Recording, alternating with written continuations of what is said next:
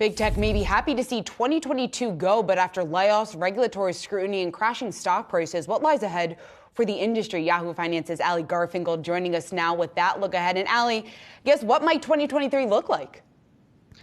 You know, Shauna, I think it's safe to say that a lot of what we've seen in 2022 is set to bleed into 2023. For instance, we're likely to see more layoffs, for example, and those hiring freezes that went into place a while ago at companies like, say, Google or Amazon, those will continue into next year. Companies are still contending with inflation, softened consumer demand, and frankly, a digital ad slowdown that has slammed even some of the biggest names in the business, like, for example, Meta, which laid off 10,000 employees, I believe 13% of its corporate workforce just a couple months ago. So there's that. I expect to see that continue. Another thing I actually also expect to see continuing is Washington. Washington stepped up its efforts to regulate big tech this year, and I don't think we're expecting to see that stop, right? For example, in the process right now, we have the FTC's attempts to block Microsoft's acquisition of Activision Blizzard, which is valued at $69 billion, and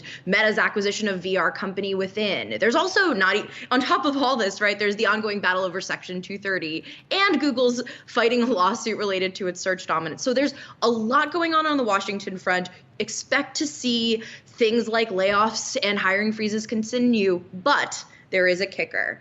And a lot of experts I talk to actually say that the second half of next year could bring better news for big tech. I'd love to use M&A as a case study. I used to be an M&A reporter, so it's my natural go-to.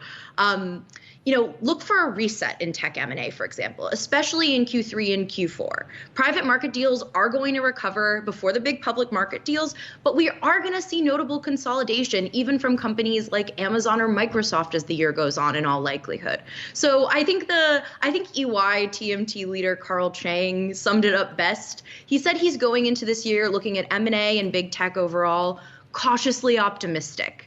And I would say that's the attitude we're bringing in right now. Allie, lots of people banking on that second half of 2023 turnaround. We'll have to see if it comes. Thank you for that report. Allie Garfinkle.